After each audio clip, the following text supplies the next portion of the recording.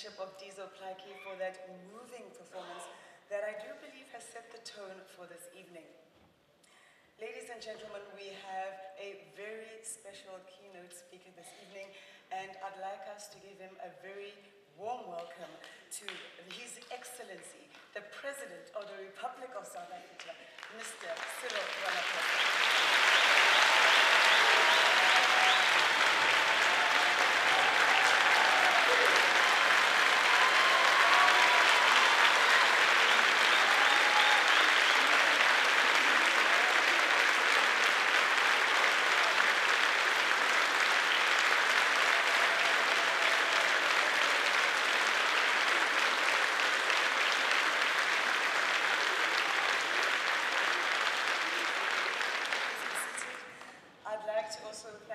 Special guests that are on stage that will be speaking this evening. Speaking to the theme of this evening, Archbishop Thabo Makgoba. Welcome.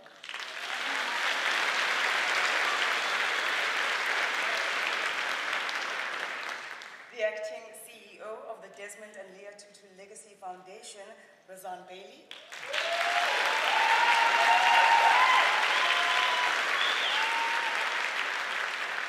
Chair of the board of the Desmond and Tutu Legacy Foundation and CEO of Artscape, Marlene Leroux.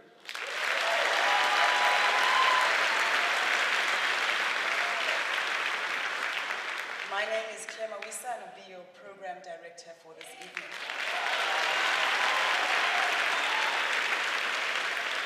I would also like to acknowledge special guests that are present here this evening, honorable ministers, Honorable Deputy Ministers, Premier of the Western Cape, Helen Ziller, Executive Mayor of Cape Town, Patricia de Lille, the Diplomatic Corps and Consulates, 2011 Nobel Peace Prize Laureate, Leymah Gbowee,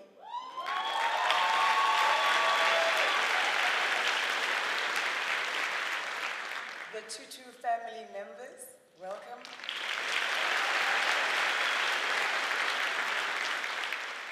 The media covering this event, and to the public who bought tickets to come through. All of you are esteemed guests. Welcome. All protocol is observed.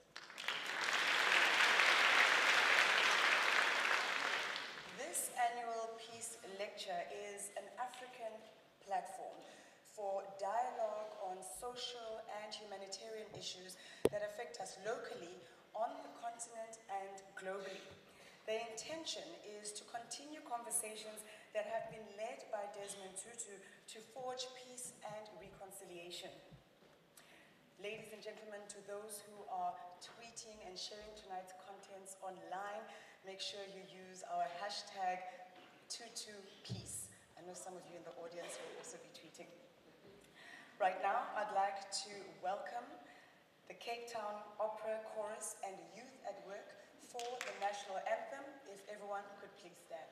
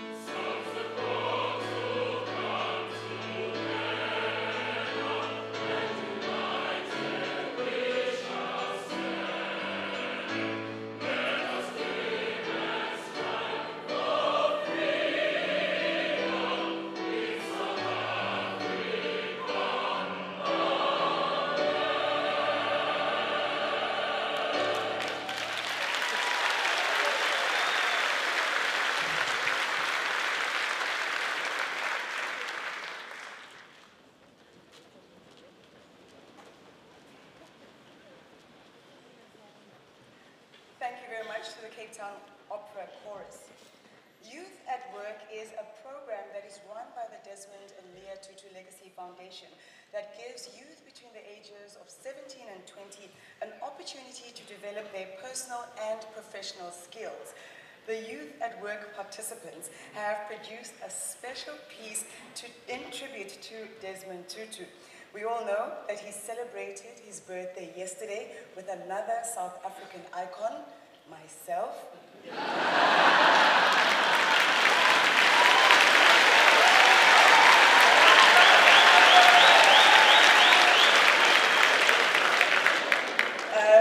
Youth at Work, ladies and gentlemen, will now sing Happy Birthday to Desmond Tutu. So when you are moved by the spirit, please join in, and they will also perform their own production just after that. Youth at Work, please take to the stage.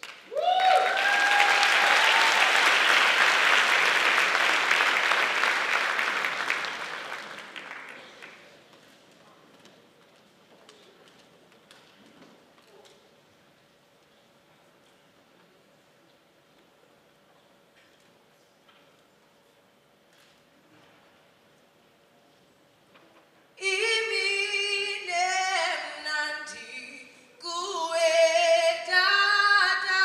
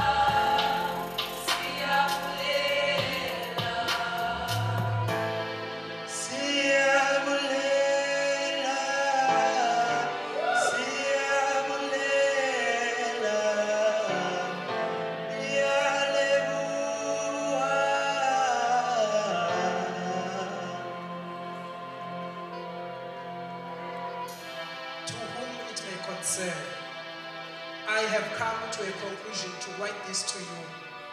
I know these words are not brand new, but they come deep down from the heart. You've allowed the cocoon to burst into a beautiful butterfly. The world took our skins away. We were left dry bones, skeleton. You took your time and energy to resurrect our dead, damaged skills, stitched peace inside our veins, changed our perspective, made us believe that the sun will rise again, they say.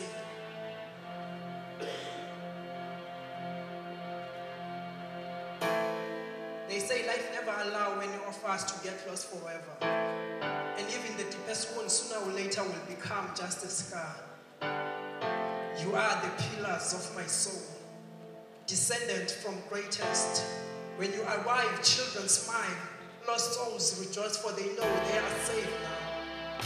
I have no words to say, but this was just a letter to say thank you. Love the world.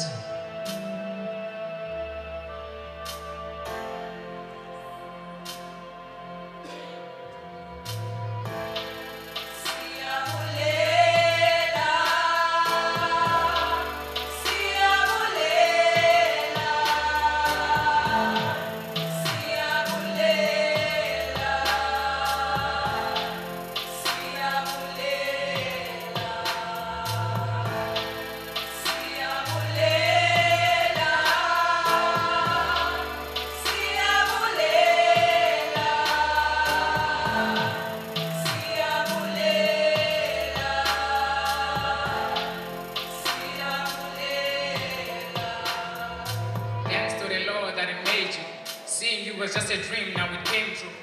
I don't know how to say it, but we're grateful. Plus, we never got a chance to say thank you. You've been preaching about peace and amnesty, and we honor you hard, Your Highness. They say life is just a joke, but we don't laugh at it. I can say that we feed now mentally. Now we know what strength and dignity is. He only gave us hope, but to give us keys to open every door, no matter how hard a locker is. We're so grateful. Your work is so fruity. I mean, it's tasteful. Just remember that we love and respect you. I swear to God, you gave us all. You are a GPS to our precious goals. And for that, Father, God bless you.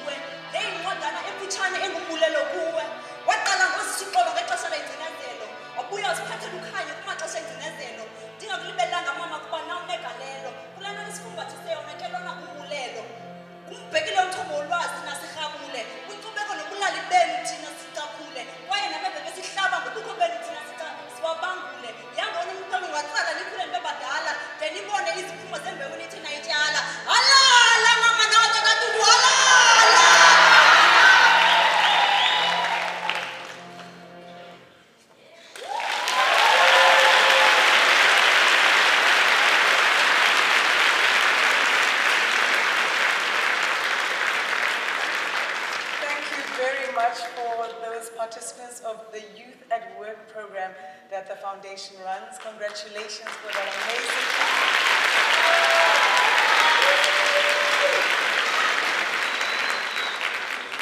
reminding us to soak everything in our lives with gratitude.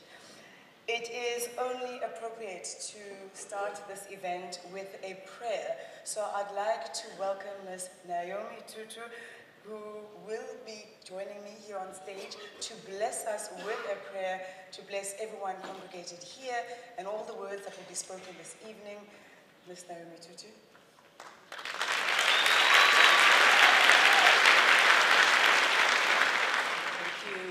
Good evening, and I would like to add our family's welcome to everybody here, to His Excellency, the President, to our own Arch. Thank you for being here. To all the guests, all our international guests, but especially our guests from here at home who have been the ones who have uplifted our family during many difficult times. So, bendifuna ukuqala ngokuthi ndiyanazi ke nina bantu baseKapa nithi amaXhosa aseRhawutini asithethi isiXhosa sithetha isiRhawuti. Ngamathamsanqa ke uThixo uyasiva nesiRhawuti. Siyasithandazeni. Thixo bawo wethu sicela usikelele njengoba sidibene apha. Sicela usenze ukuthi singabi njengalama profita abethethwa nguHezekiel besithi uxolo kanti uxolo lungekho. Sicela usikhumbuze uba apha kweli lizwe lethu kukhona abantwana abangenasikolo or abaya esikolweni bangenazidesk, bangenazincwadi, bangenotitshere. Re a tseba hore bomme ba rona ba robala dipetlele ho sena meriana, ho sena dingaka. Re a tseba hore bontatemoholo ba rona le bonkgono ba rona ba dula ba tshohile ba tshaba bana ba bona le ditloholo tsa bona. We know that our sisters, our mothers, our daughters are not able to walk safely in our own country, that they live in fear even in their own homes. So Lord, we come today asking you to bless the words that we will hear and also to bless us, so that singabi abo abathi thuma mina ngomlomo nje qha, masibonise uba sifuna ukuthunywa nangezenzo zethu. All this we ask in the name of our Lord and Savior, Jesus Christ. Amen.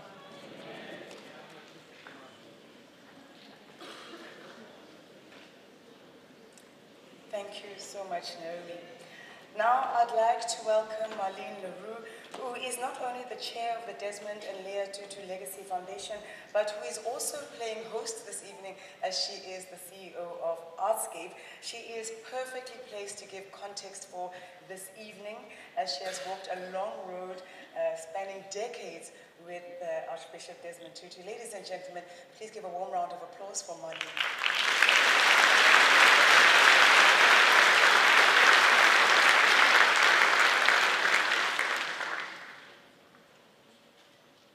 Mr. President, actually, a person just wants to sing by singing, Tuma mina, Tuma mina, Tuma mina, ikosia, Tuma mina, Tuma mina, Tuma mina, Tuma mina,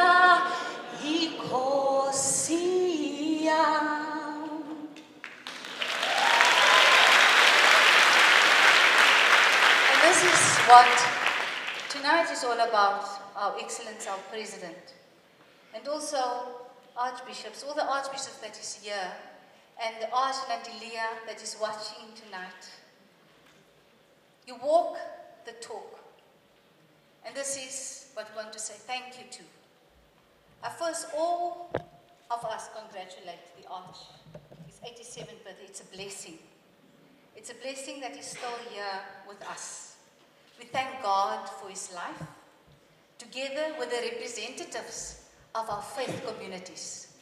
Mr. President, it was our faith communities during the dark hours of apartheid that kept us together, that spoke the truth, and that wasn't afraid to march and to walk the talk in their churches. So today, it's also a special thank you to interfaith community from all walks of life.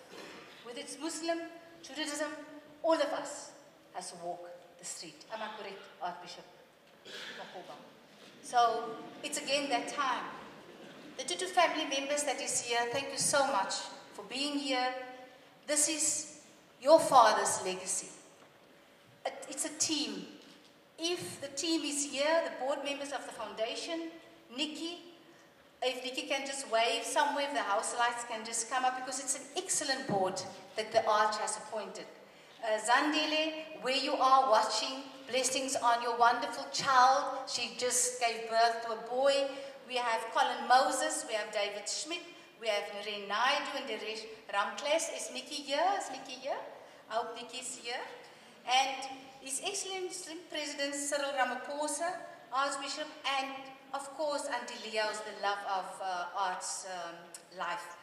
This is the 8th Desmond Tutu Peace Lecture, hosted by the Desmond and Leia Tutu Foundation, Legacy Foundation. And thank you for the support of all the Arch's children for this particular legacy that can be in a foundation. We also want to say, tonight we also, Mr. President, commemorate Tata Madiba, and also the Honourable and very dignified Mother Albertina Sisulu. I think they also deserve a hand with the Archbishop. As a nation, and I want to end off, as a nation we are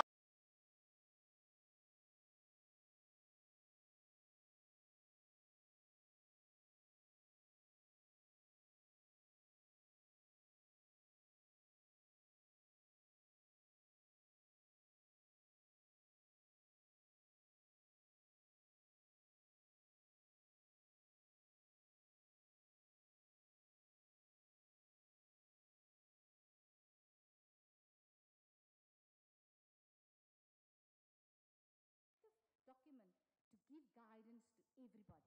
So Mr. President, Archbishop Tutu specifically has asked, let's walk and not just the talk on social justice, and to give life to our aspirations as a nation.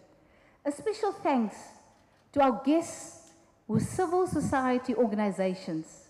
We want to thank you as a nation, because on a daily basis, you do the honorable work to ensure that the principles of human rights are recognized and protected on all levels of society, sometimes without recognition. And where you are, experience this lecture in front of your television. We want to thank you, and who are in the audience, just give yourself a hand, because it's not an easy task. Mr. President, the foundation would like to take hands with you and with everybody here tonight to endeavor to capture the principles through guiding and promoting the legacy of what the art stands for in order for us as a nation to achieve our humanity. Apartheid dehumanized everybody. We now need to actively embark on this journey. And the first that we started to embark on, we took hands with the Mayor, Patricia de Lille. If she's here, I think she needs a hand. For having the vision to partner with the foundation on developing the historic granary building as a space that will be used to house the archives of the Arch and continue his humanitarian beliefs to be part of the world's journey for global peace. And the precinct is part of the District 6 Museum as well. And it's part of that we must never forget how we as a nation has been dehumanized, and we now need to come onto our own. A big thank you also for Ravi Naidu, Cyril Carolus for initiating the Arch for the Arch at the entrance of the company garden, an artwork that reminds our nation of the pillars of our Constitution. People gave their lives so that our nation can embark on a journey towards understanding democracy. Democracy is a journey towards understand humanity. A special thanks, Tandi's here, Mtunzi, Trevor, Nutombi, Mpo. Thank you for sharing your parents with the nation. We have sponsors, which is the Dutch Lottery and the H&M Foundation, that gives Razan, that's so competently leading these young people, because our country can just rise with young people that will lead with dignity, respect, and with humaneness. You don't become humane only overnight. It starts from a very early age in our households. The previous board member who is here tonight, Professor Pumla Madigizela, thank you very much for also walking this path with us. Our previous CEO, Mpo, is also here. Mpo, thank you very much for leading the foundation also through where we are now today.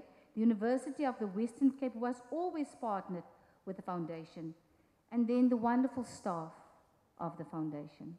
Mr. President, it gives me big joy and humility to introduce you, because you know the people of South Africa. Not just the people of South Africa, Africa, because we are part of Africa. And we need, as Africans, we need to lead by example. And we need to be accountable to our people. And accountability is not for us standing only with a finger, but it's to become active citizens and to help our president to lead our country and to embark on active citizens with dignity, respect, and giving our citizens the tools. I will repeat, the tools, so that we can embark on dialogue and not just burning our streets. So, our president, our leader, the stage is yours.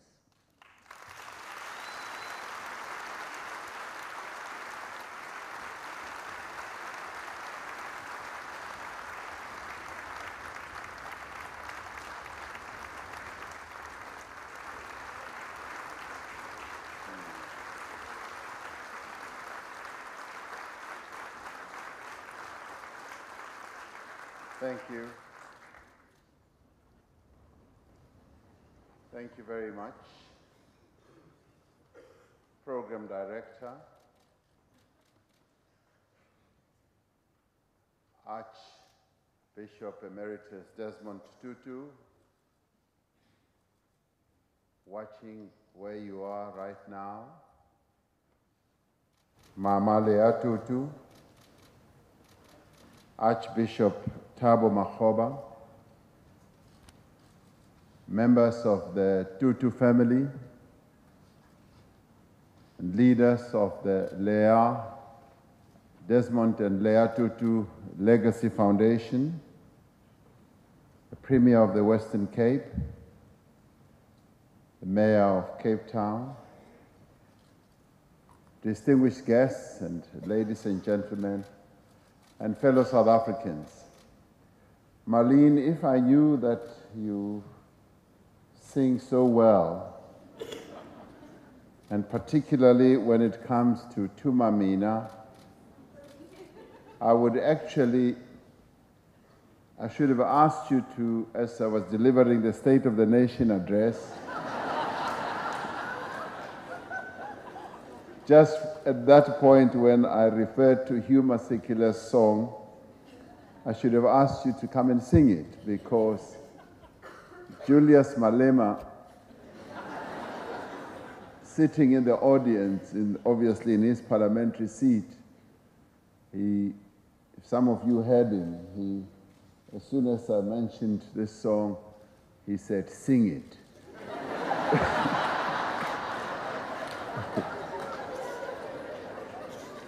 And he repeated it twice. He said, "Sing it."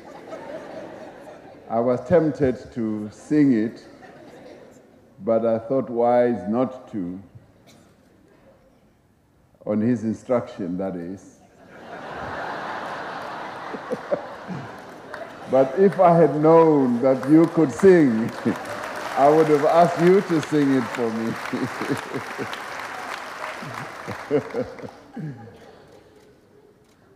So thank you very much, Marlene. It really is a great honor and a great privilege to be given this opportunity to deliver this 8th annual Desmond Tutu International Peace Lecture. Since the inception of this lecture, it has served as a platform for robust engagement on the struggle that we must all continue to wage for a more humane and a kind and just world.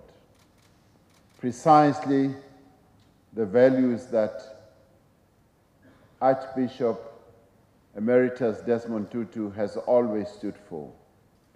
Allow me to express my sincere gratitude and that of all South Africans to Archbishop Desmond Tutu for a lifetime that has been spent in the service of peace, understanding, and social justice. If there is any South African who has spent his entire life just talking about peace and social justice, I know no other than Archbishop Emeritus Desmond Tutu. So we thank him for that.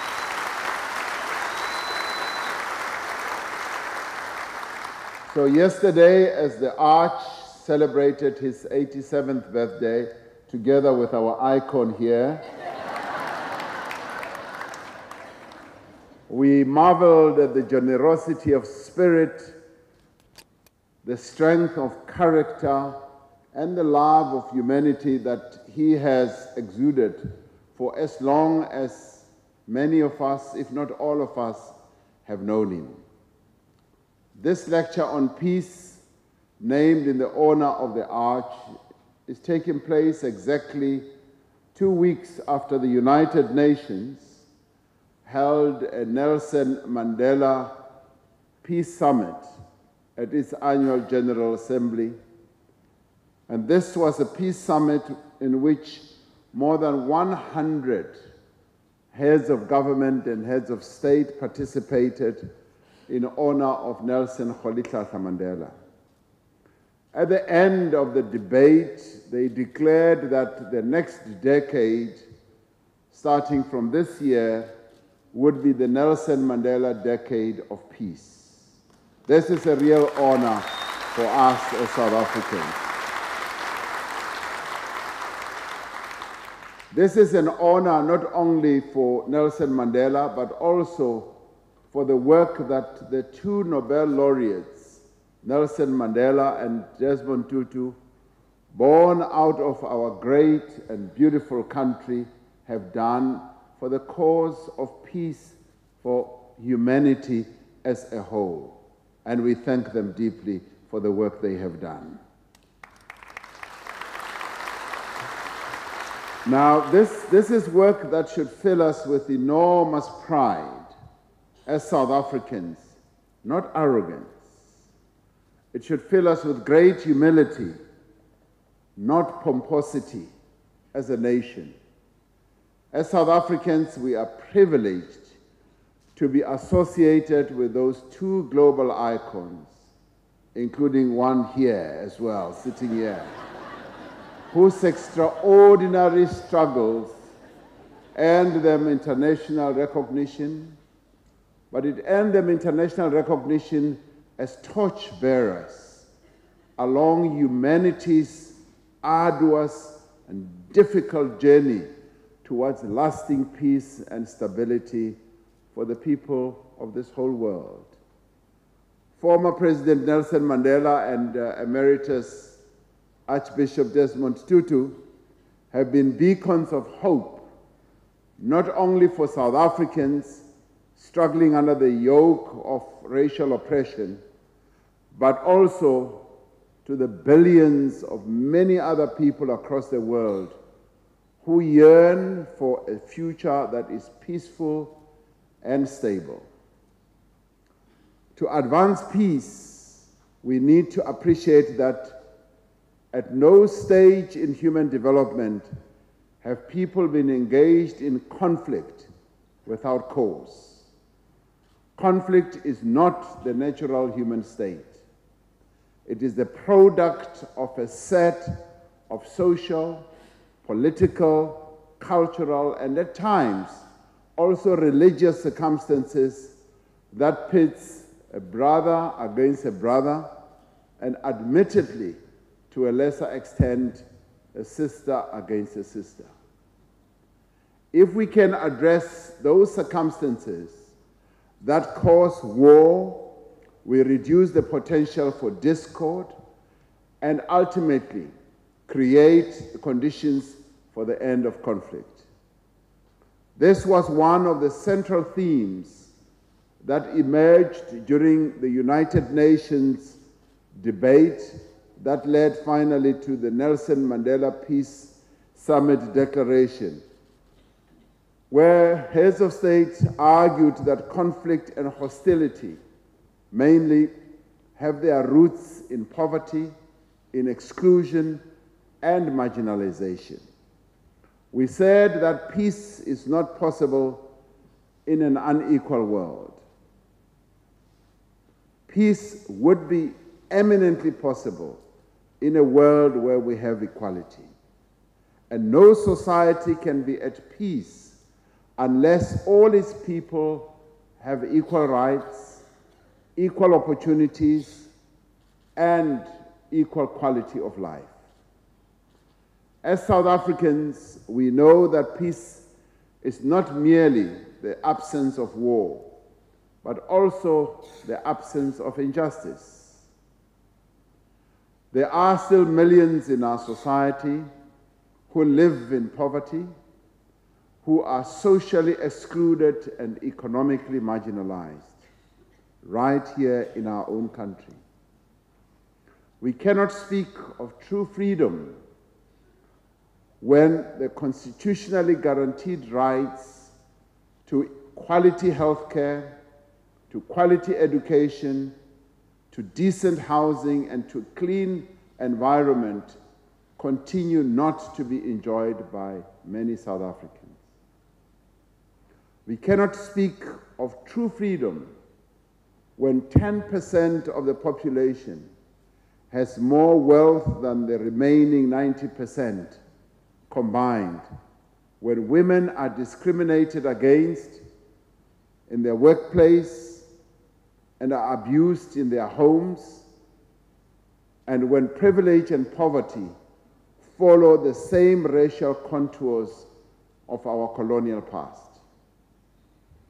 We will not be able to say we have achieved freedom for all our people until we have corrected the historical injustice of accumulation by a minority on the basis of dispossession of the majority. Until we do that, until we build a South Africa in which the wealth is shared amongst the people and the land is shared among all those who work it, we will not be able to realize lasting peace, nor will we have the type of stability that can yield the best life. It is nearly 25 years since we embarked upon this part of our long journey to peace and to freedom. Having brought an end to the heinous crime of apartheid, we set out to put right the wrongs of the past and to build a new society. An essential part of that journey was the search for truth and reconciliation, which found its manifestation in the Truth and Reconciliation Commission under the leadership, the very able leadership of Archbishop Desmond Tutu. It was rooted in the understanding that there would be no peace in our land without justice. The TRC was itself a key instrument of justice in a country that was in transition, a country that was in motion from a past of human rights violation to democracy. The TRC required that the perpetrators of gross human rights abuses to account for their actions, but it also provided them with an opportunity to recognize the humanity of their victims and exposed to them the myth of racial superiority. Burnt into our collective memory are the images of how distressed Archbishop Desmond Tutu was as he heard the evidence of the horrors and atrocities meted out against our people by agents of a murderous system that was entirely based on the false hierarchy of races. Those images serve as a reminder that while our democratic government has done a lot to advance justice for our people, since the TRC completed its work some 20 years ago, the trauma of apartheid, but also its very dark shadow, lingers on in the daily lives of many of our people. This is the trauma and the dark shadow, not of torture.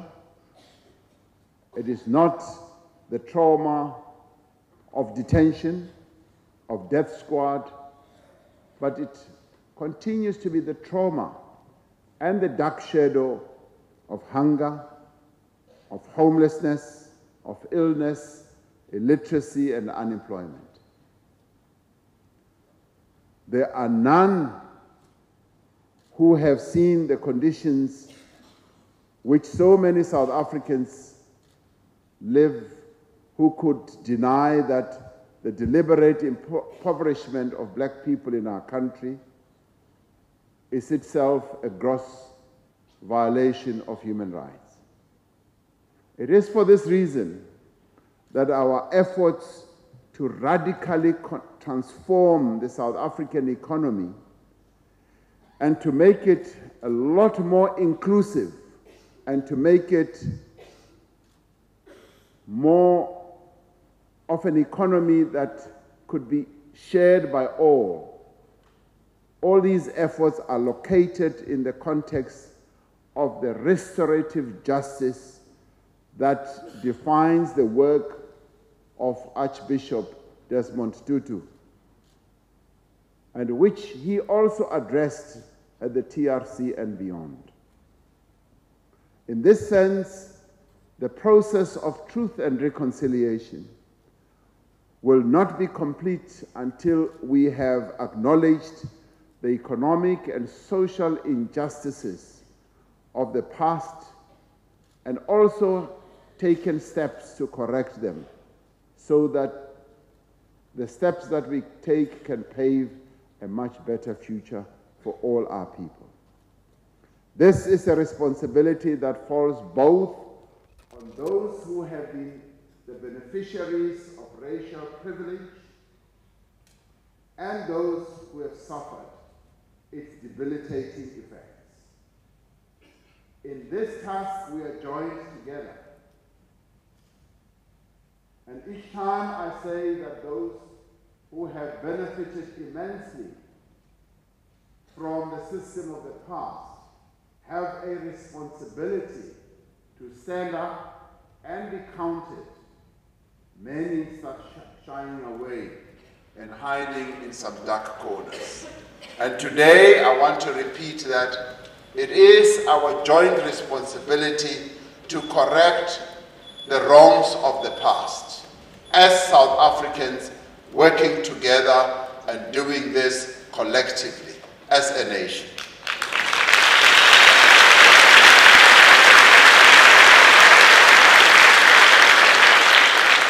We have a shared interest in the fundamental transformation of our economy and our society. It cannot be done by one section of our economy, of our country alone. It has to be a joint effort. We have a shared interest in significantly and urgently reducing inequality and discrimination in all forms and manifestations. We need to reduce the massive disparity in income and opportunity in South Africa, particularly between black and white, and also between men and women. This requires nothing short of a skills revolution in which inclusive, accessible, and relevant education produces quality outcomes. It is essential that alongside a skills revolution, we draw millions more young South Africans into the productive economy of our country through work. Last week, the social partners that we have in our country, organized as labor, organized as business and community organizations, and indeed as well as government, convened a jobs summit, which was the culmination of several months of deliberation on measures to accelerate job creation. It was a clear signal from all these four social partners of the determination that they have as labor, business, community, and government to put aside all differences and to decide to work together to build a social compact to create jobs. They decided on a number of measures and interventions which, when effectively and timelessly implemented, will almost double the number of jobs that we are able to create as an economy every year. They decided that they are going to take the bull by the horns and make sure that they address this national crisis that we are going through of joblessness. Alongside the work being done by the social partners to generate employment, it is essential that our economy expands and that we are able to mobilize far greater levels of productive investment. It is important, therefore, that we ensure that new investment is directed towards meaningful job creation, that local labor is prioritized as these investments are spread throughout our country, that emerging black and women entrepreneurs are empowered and communities ultimately benefit. The dispossession of black people of their land manifested itself in a violent manner, completely bereft of any notions of peace. Apartheid ensured that it stripped black people, Africans, coloreds, and Indians of their land and their assets, impoverishing families for generations and robbing them of their dignity. The evictions of farm workers, especially here in the Western Cape, unfortunately continue to this day. And they are a blight on our efforts to make sure that there is peace as well.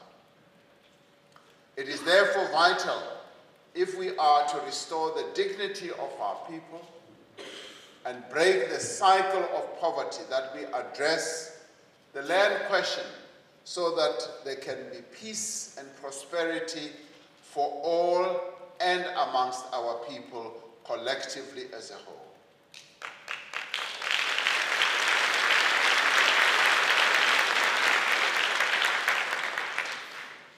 Now, the taking of land from our people was not a peaceful process. It introduced violence, militating against precisely what the Arch has always sought to see happening in his life. And if we address this question, we will be able to have a chance also to heal the wounds of the past. It is in this context that we must understand the drive to accelerate land reform through redistribution, restitution, and tenure security for all South Africans and not just for a few South Africans, which has been the case in the past.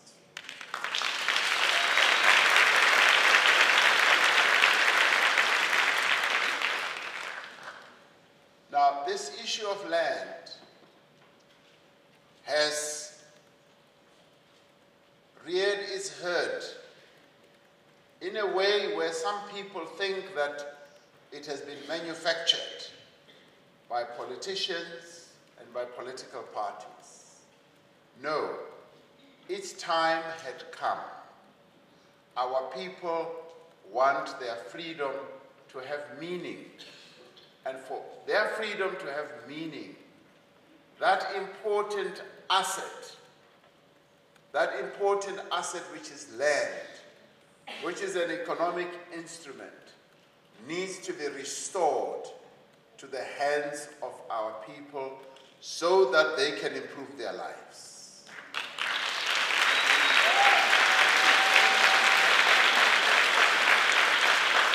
So it is in the interest of both social justice and economic development that we ensure that the land is shared amongst all those who work it and all those who need it. The drafters of the Freedom Charter were right, because the land having been taken from our people and given to a minority, in 1955, in their great visionary and foresightful wisdom, they said, all we ever want is that the land must be shared among those who work it and those who need it. They need it now, and let's make it available.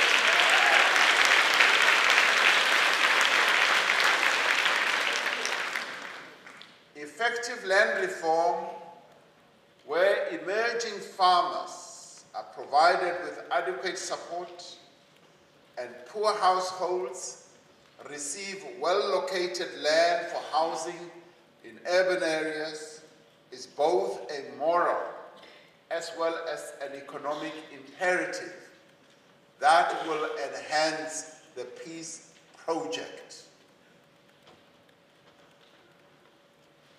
One writer wrote recently that we've got some 200,000 emerging farmers who are mostly black, who are in need of land. And he says that is the cohort that we initially need to focus on to make sure that these 200,000 emerging farmers, and they are lodged and located in the various communities throughout our country. Those are the 200,000 farmers who are yearning for the land to be shared because they are the ones who work the land. And we want to focus on them. And we are going to make sure that they have land that they can work to participate in the economic value chain of our country, and they look after their households and their children. Their time has come. and we will do it.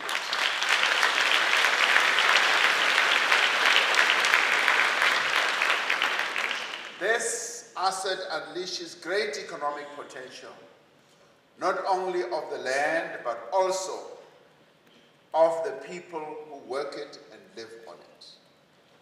In our search for a just and equal society, we also need to fundamentally transform the gender relations in our country. We cannot have a free society. We cannot have a peaceful world for as long as women are discriminated against, exploited, neglected, and abused. That cannot happen.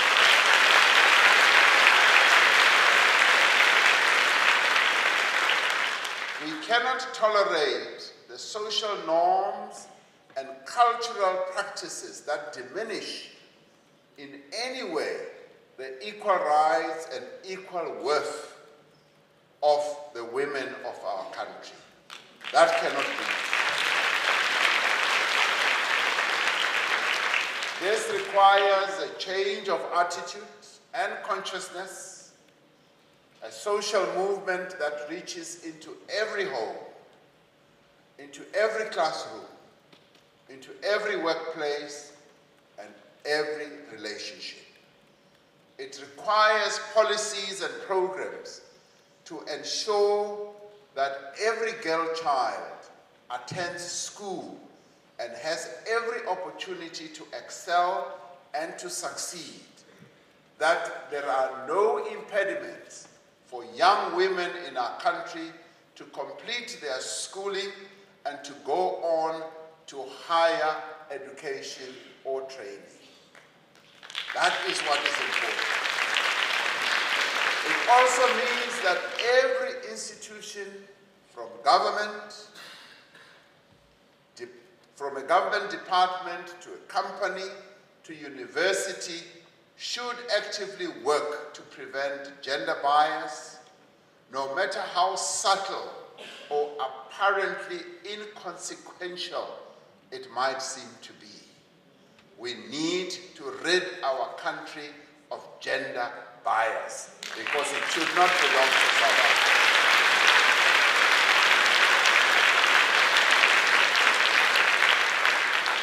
We cannot have a peaceful society, fellow South Africans, for as long as women are physically, verbally, and emotionally abused because of their gender. They are easily the majority population in our country. Why do we want to suppress them? That should not be, and that should come to an end.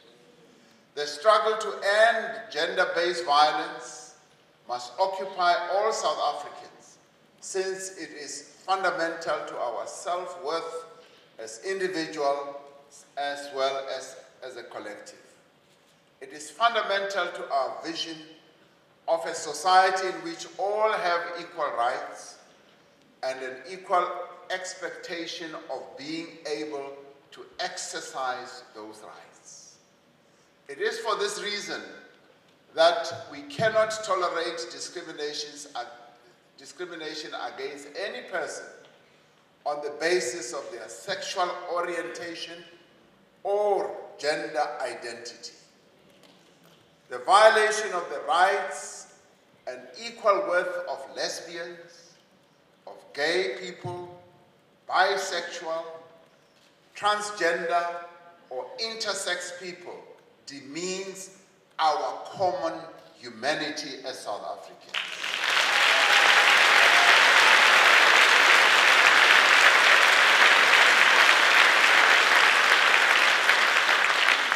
Not only does it expose individuals to pain, suffering, and even violence, but it often limits access to social services and economic activities for LGBTI people in our country. It is not possible to build a just an equal society in such circumstances. It is our responsibility as a nation to dedicate every moment to eradicating all forms of racism, of sexism, of tribalism, homophobia, and other intolerances. Throughout his life, the Arch has been a soldier for peace.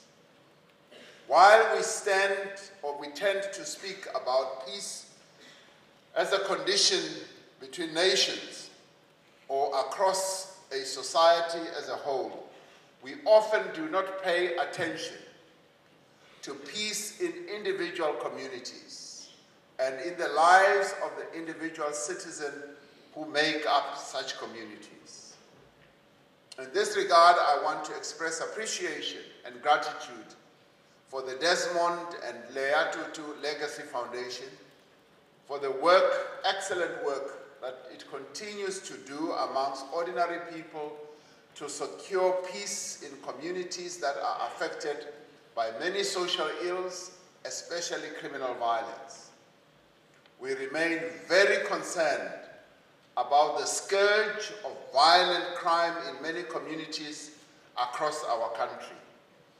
This is an issue that calls for communities to come together and for religious, political, and social formations, as well as the South African Police Service, to work jointly to end the bloodshed, the tears, and the economic hardships that visits every family that loses its loved ones. We must do more to reverse the impact of apartheid urban spatial design on our social fabric. We also have to recenter our moral compass and ask ourselves as individuals, as well as families, what we can do to improve our own lives and the lives of others in our community. We welcome communities that speak out and take to the streets when the need arises to declare that they will not be terrorized into silence by the criminals who are roaming our streets and shooting people at random.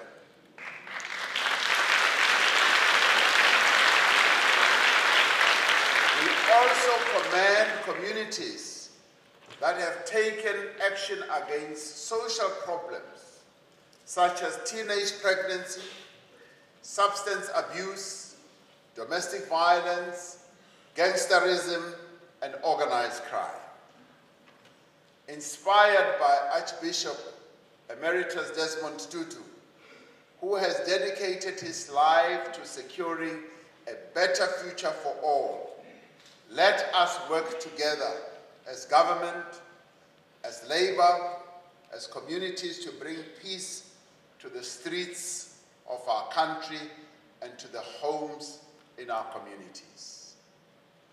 From Bontehevel and Kensington to Westbury and West Dean, we need a social and moral regeneration that ends the violence of crime, the violence of poverty, and the violence of despair. As we carry forward the legacy of Archbishop Emeritus Desmond Tutu, of building a nation that is truly at peace with itself and the world, we need voices like his to remind us of our constitutional obligation to build a united, non-racial, and non-sexist society. We have vivid memories of the Arch in his robes of service during his time on the streets of Soweto, downtown Johannesburg, Cape Town, Atlanta, London, and many other places. Those visions are still very much fresh in the minds of many of us. He coined the term Rainbow Nation, not out of sentiment, but out of experience and out of the expectation that our nation would become one and remain one in perpetuity. Let us continue building the unity of our nation, conscious always of the fact that there will be no peace without equality and no reconciliation without justice. I want to conclude by suggesting that in honor of the outstanding work that Archbishop Emeritus Desmond Tutu has contributed in raising our consciousness as a people and as a nation about peace, we should develop what I would call a doctrine of peace that should guide us so that we can acquire and give full meaning to what peace should really mean in our own country and indeed in the world. Peace should be about justice and fairness. And that is part of the doctrine of peace that I suggest. Peace should be about respecting the human rights of every human being. Peace should be about equal opportunity to develop as a human being. Peace should be about work. Yes, work. It should also be about ensuring that there is work and fair wages for those who work. Peace should be about bringing an end to poverty, to hunger and inequality. Peace should also be about ensuring that there is housing for all, that there will be peace when there is universal health coverage for all. It should also be about the guns of war being silenced for good and forever.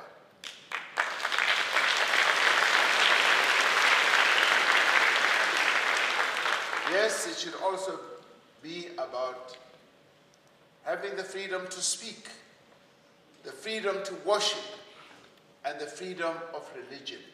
That in itself is peace. Peace should be also about gender equality in every respect. Peace should be about women not being abused and children also not being abused. Peace should also be about the youth of our country and indeed our continent being empowered. But also importantly, peace should be about accepting the diversity of humanity and being tolerant of others in terms of how they live their lives, in terms of how they look, in terms of what language they speak, and in terms of how they behave. Peace should also be about the harmonious coexistence between people. It should also be about developing skills, the skills of all our people, and it should also be about the freedom to be, for every one of us to be what they want to be. In the end, peace should be our goal, just as it has been a lifelong goal to the Arch. Archbishop Desmond Tutu made peace his main mission in life, and he made it his goal. And this too should translate to us. We should make it our goal.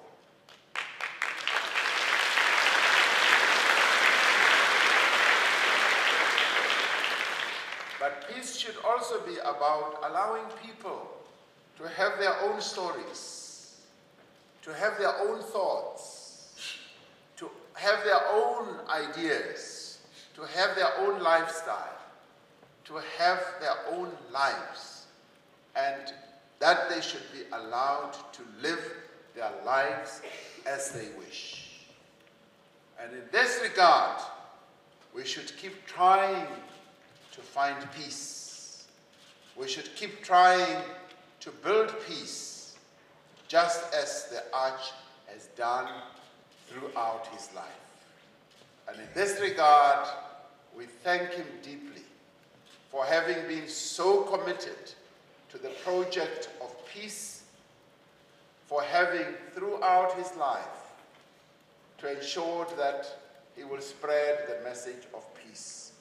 And Arch, as you are watching, I thank you deeply that even in your retirement, you have continued to peace, love, to preach love and peace, and you have continued to build our nation based on those important values. Thank you very much, Arch. Thank you.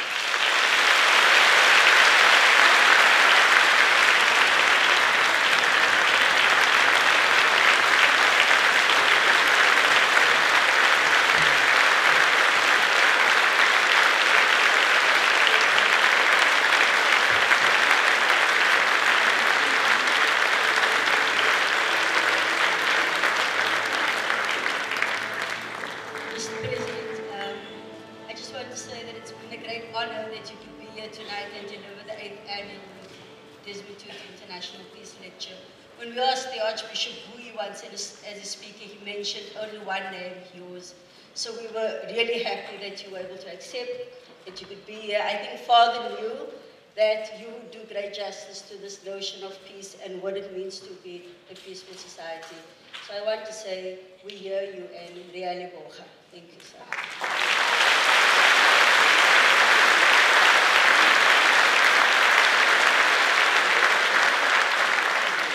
When the Arch raised the issue of me coming here, he didn't give me any choice. He said, you have to do it, otherwise I will not pray for you. So I yearn for his prayers every day. That's why I am here. Thank you very much, Arch.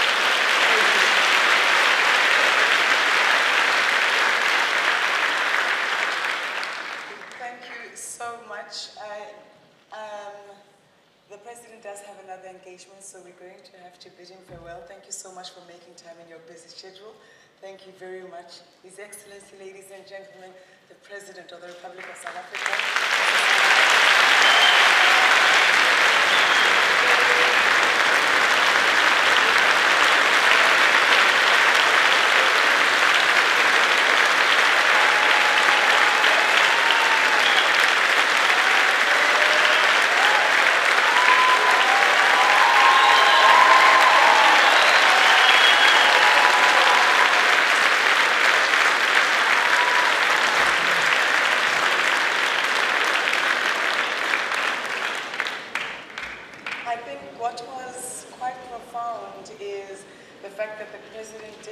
To interrogate our understanding of what peace is and for us to deepen our understanding of what peace is. He did say that the Archbishop Emeritus Desmond Tutu didn't give him a choice to speak this evening, but when the President makes a suggestion about the doctrine of peace, who does he make that suggestion to? Because I don't think we have a choice either. Awkward position he has put us in. I'd like to welcome the acting CEO of the Desmond and Leah Tutu Legacy Foundation, Rosanne Bailey, just to give a vote of thanks.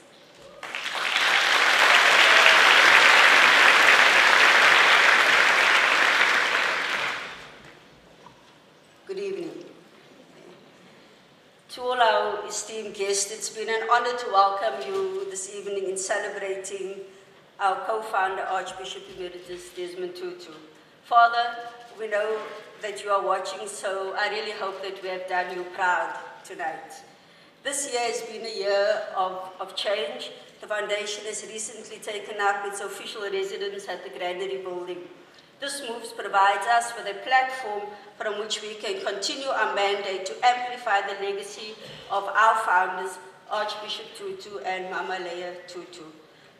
To you, to both of you, and to the entire Tutu family, let me express and add my profound thanks for entrusting us to do the work that is so necessary in this country, but also in the entire world. And so clear, I think part of that doctrine of peace and that challenge is probably directed towards us and everybody who partners and works with us and shares that same goal. One of our key purposes of moving into the granary is to actually use this space to engage the public and like-minded organizations in partnerships that promotes a culture of Ubuntu, peace, forgiveness, and reconciliation.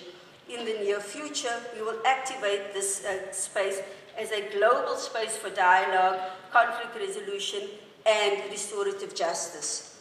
Our Youth at Work program, our young people who are here today, and all the others, this program continues to flourish. Since its inception in 2015, we have been doing our little bit to contribute towards addressing the challenge of unemployment, and in particularly youth unemployment and young women who are unemployed. So we remain grateful to our donors and for sponsoring us in this program and for the belief and the faith they have in us. Today, we have a soft opening of an exhibition in his words. This exhibition will be on show for the next few months, and we hope that the public will come and view and learn more about this wonderful man that we are celebrating tonight. The exhibition is a stepping stone towards the development of a fully fledged museum. This is at our building at the Granary. The museum will showcase a unique collection of artifacts, writings, and footage that has never been seen before, shining a light on South Africa's triumph over apartheid while paying homage to an extraordinary servant leader. One of the things I'll say about while we were working through and preparing this exhibition, one of the things I was saying was the Archbishop was a visionary. If you read through some of the stuff that he wrote way back in the day, we should have listened back then already. It is really profound to be reading those things today and to be looking at where we are as a nation. I want to use this opportunity to thank the board of the Desmond and Tutu Legacy Foundation for your support and time. To the staff, we have taken another big step towards reaching the goal, and I thank you for the role that you are playing, because we are all part of making this foundation tick. Ladies and gentlemen, I'm sure that you will agree with me that tonight has been a really spectacular event, and it would be a miss of me to actually just go and sit down without expressing our sincere appreciation to all of those who had made this night possible.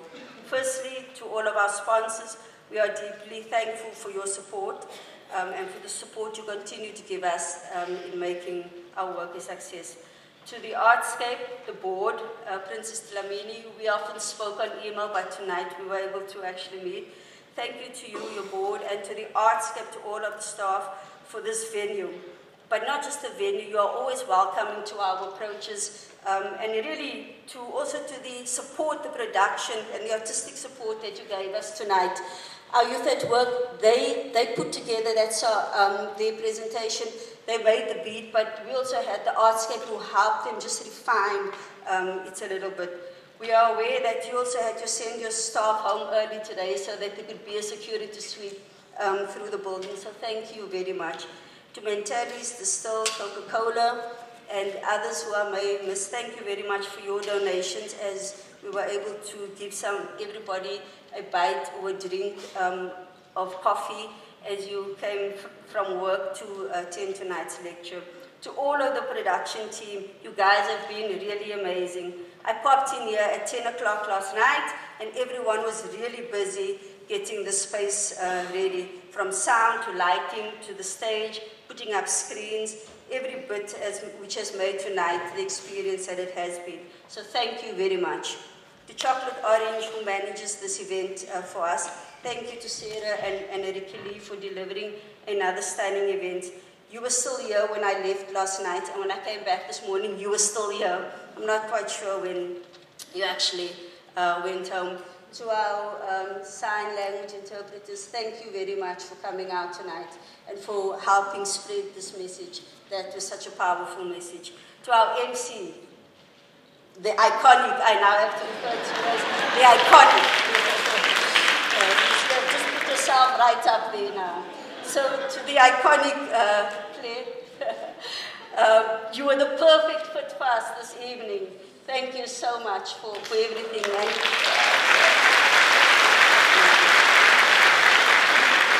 I know we mentioned that it was a birthday yesterday, but she actually came here yesterday on her birthday day, the 40th, né? Because you put it out on social media, so it's fine.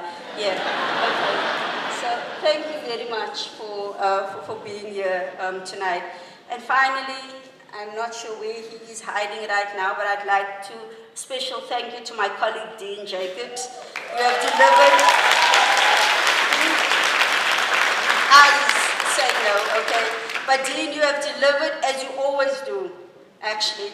And even though you thought you wouldn't see your 30th birthday, it was like, this, I won't get to my 30th with all the stress. You have done another amazing job of putting tonight together. Thank you so, so much. It is really, really appreciated.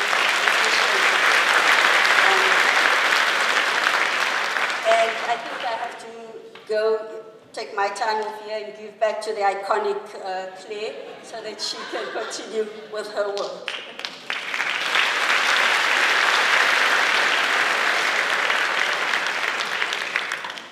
Oh no, I got myself in trouble this time. Now for our final speaker for this evening. Ladies and gentlemen, I hope you still have some energy to give a warm welcome to Archbishop Thabo Makgoba.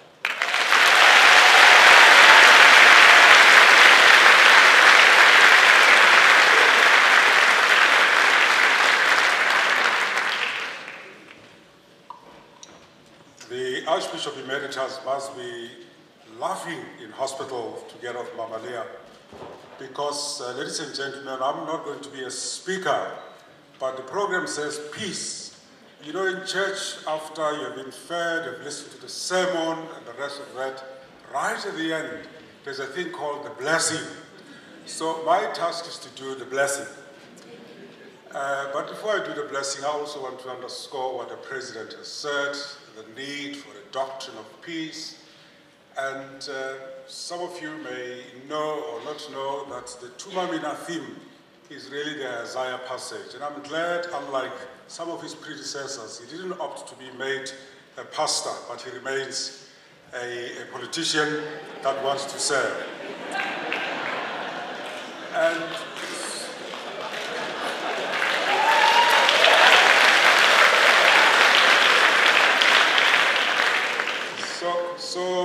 And Mama Leah is also celebrating her birthday on the 14th. Could we, before I do the final blessing, please stand and sing happy birthday to both Mama Leah and Emeritus once again. Happy birthday to you, happy birthday to you, happy birthday to you, happy birthday to you. Right. You should have said happy birthday to both of you. Please remain standing. So go into the world in peace, be of good courage, fight the good fight of faith, that you may finish your course with joy. And the blessing of God Almighty, the Father, the Son, and the Holy Spirit be amongst you and remain with you always. Amen. Amen. So go and be peace-loving. Thank you.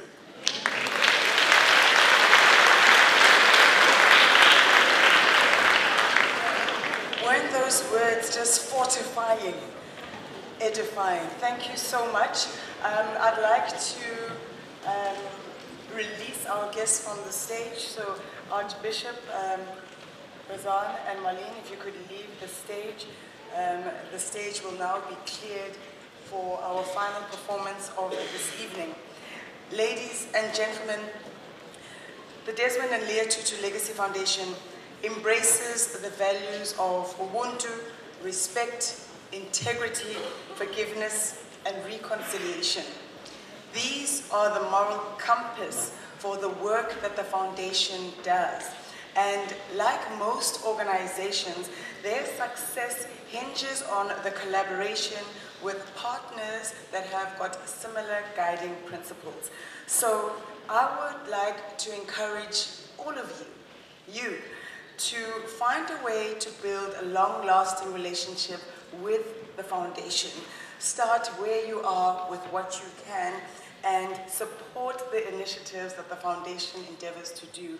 And if you want to find out more about the incredible programs that they do run, please make sure that you go to tutu.org.za. Now I'd like to hand over to the Cape Town Philharmonic Orchestra and the Cape Town Opera. They have produced a special tribute for Archbishop Emeritus Desmond Tutu for tonight, so I hope you enjoy.